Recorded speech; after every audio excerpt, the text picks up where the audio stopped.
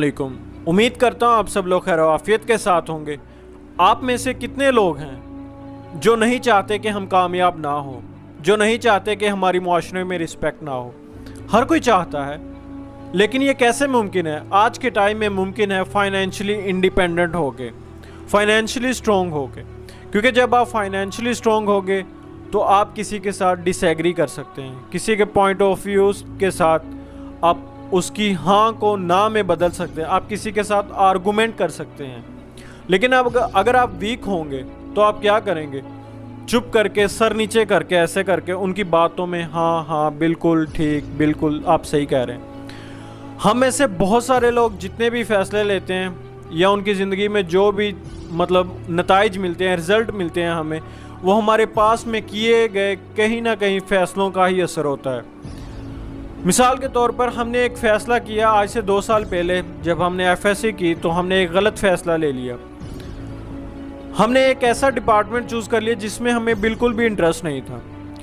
उसके बाद हम यूनिवर्सिटी चले गए। यूनिवर्सिटी में हमारा जो जीपीए है वो कम आया, तो हमने कहा कि यार ये मेरा कसूर नहीं है, ये फ़लाँ का कसूर है, उसका है। इस तरह के हम बहाने ढूंढने तलाश कर देते हैं।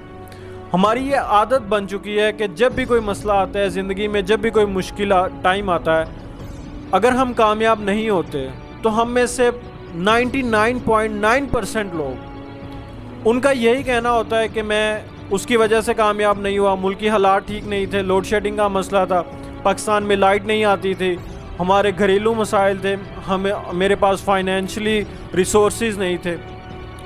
किसी ने कभी ये नहीं कहा कि मेरे में वो कैपेबिलिटी नहीं थी, मैं कंसिस्टेंट नहीं रहा, मैं अपना काम नहीं करता रहा, मैं डिलीवर नहीं कर पाया। जब भी एक कंपनी से दूसरी कंपनी में एक बंदा शिफ्ट करता है, हर कंपनी में ये सवाल किया जाता है, मोस्टली जो बड़ी कंपनीज़ हैं वो ये सवाल करती हैं कि आपने जो पिछली कंपनी है, प्रीवियस जो आपकी कंपनी है जिसमें आपने जॉब की है, वो आपने क्यों छोड़ी?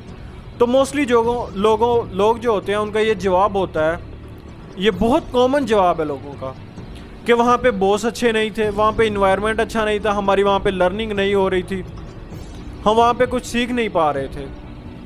कभी किसी ने ये नहीं कहा, कभी किसी ने आकर ये नहीं कहा, ना ही कोई कहता है कि मेरे में कमी थी, मैं काम डिलीवर नहीं कर पाया, मैं अच्छे से कम्युनिकेट नहीं कर पाया, मैं उन्हें डिलीवर नहीं कर पाया, मैं उन्हें वैल्यू नहीं दे पाया, इस वजह से मुझे कंपनी से निकाल दिया गया।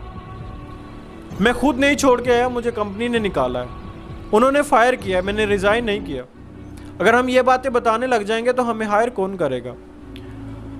हमेशा अपनी ज़िंदगी में दूसरों को ब्लेम ना करते रहें।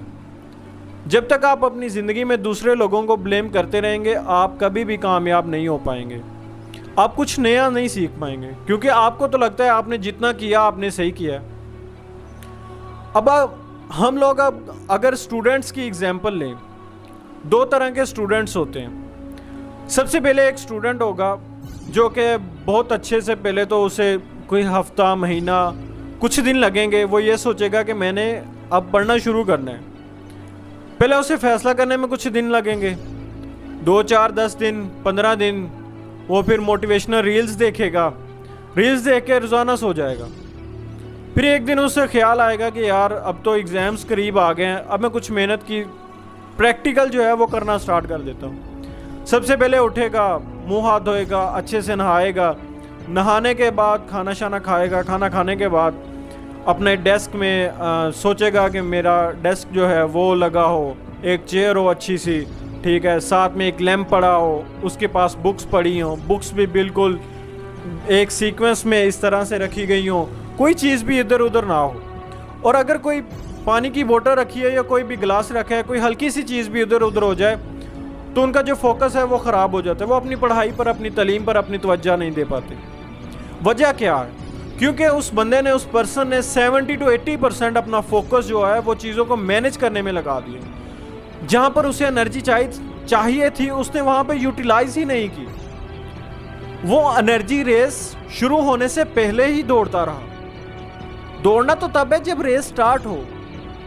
अगर आप रेस स्टार्ट होने से पहले ही दौड़ते रहेंगे तो आप कभी भी नहीं जीत पाएंगे, आपको कभी कोई रिवार्ड नहीं मिलेगा, कोई रिजल्ट नहीं मिलेगा। इसके लिए ज़रूरी है कि आप जब और कुछ बच्चे ऐसे होते हैं, अगर उन्हें कोई टास्क दिया जाए, उन्हें कोई काम बोला जाए, वो नहीं देखते हमारे पास लाइट का इशू है, हमारे पास इंटरनेट का इशू है, हमारे पास कोई भी इशू है। उन्हें जो भी टास्क दिया जाता है, जो भी काम दिया जाता है, वो ऑन टाइम अपना वो काम जो है, जो उन्हें दिया जाता है, वो डिलीवर करते हैं। बहुत सारे लोगों को ये मसाइल हैं कि सर हमें इंटर्नशिप नहीं मिलती। हम मार्केट में जाते हैं, अगर कंपनीज़ के पास जाएं, कंपनीज़ कहती हैं कि सर आपका एक्सपीरियंस क्या है, और अगर एक्सपीरियंस हो तब भी सैलरीज इतनी कम देते हैं कि बंदा हैरान और परेशान हो जाता है कि मैंने 4 साल ग्रेजुएशन की, मास्टर्स किया, लेकिन मेरी सैलरी जो है वो 30, 25, 26, 30, 35, 40, 50 इसके लगभग होती है। हमें क्या करना चाहिए? जब हम ग्रेजुएशन करते हैं तो हमें जो भी डिपार्टमेंट है, मिसाल के तौर पर एक बंदा सॉफ्टवेयर इंजीनियर बन रहा है, उसने ऐप डेवलपमेंट में अपना बीएस कर लिया, कंप्यूटर साइंस में उसने बीएस किया और वो अब ऐप डेवलपमेंट में जाना चाहता है, एक स्पेसिफिक नीश में जाना चाहता है। अगर वो बंदा कोई ऐप ऐसी डिज़ाइन करे, अपनी तरफ से कुछ प्रोजेक्ट्स करे, 2-4 ऑनलाइन कोर्सेज देखे, उनको इम्प्लीमेंट करे, यूट्यूब से सीखे, और जो फ्री सोर्सेज हैं, 1 चैनल, 2 चैनल, 3 चैनल, यूट्यूब भरा भरा है, ब्लॉग्स रीड करे, इतनी सारी वेबसाइट है, उनको देखे।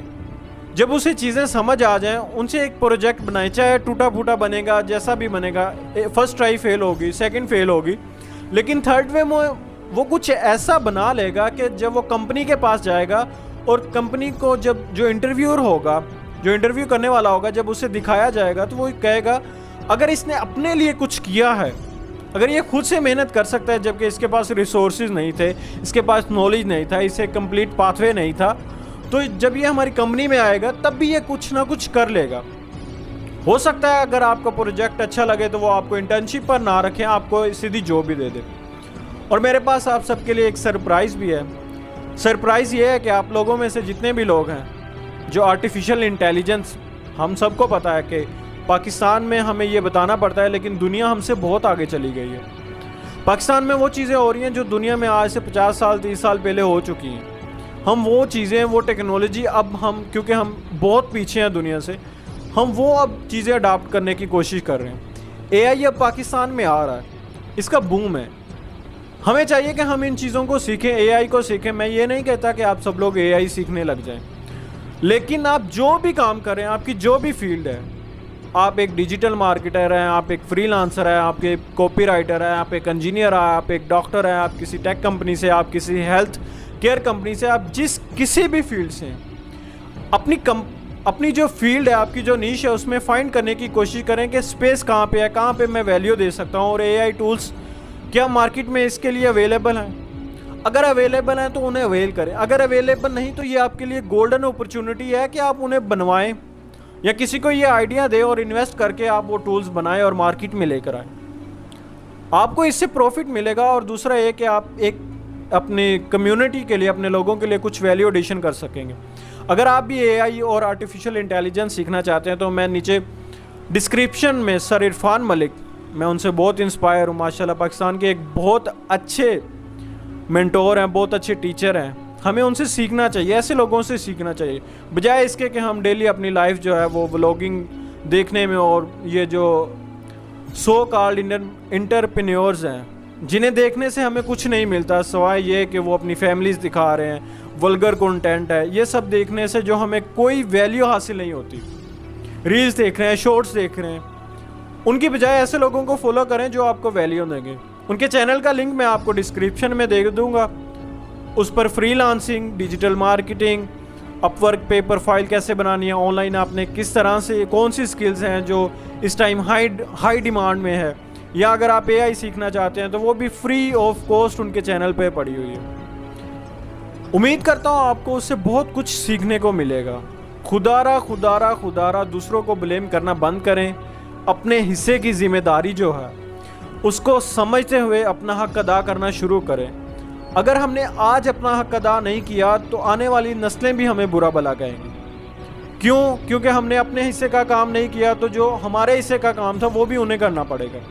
जाहिर सी बात है, एक दिन का काम अगर हम पेंडिंग कर दे तो वो दूसरे दिन हमें करना ही पड़ता है कि अगर हम नहीं करेंगे तो वो काम जो है वो हमारे लिए बर्डन बन जाएगा। चैनल का लिंक आपको नीचे डिस्क्रिप्शन में दे दूंगा। अगर इस वीडियो से आपको कुछ भी वैल्यू मिली हो तो मुझे ज़रूर बताइएगा। जब तक नेक्स्ट वीडियो नहीं आती तब तक के लिए अल्लाह हाफिज़।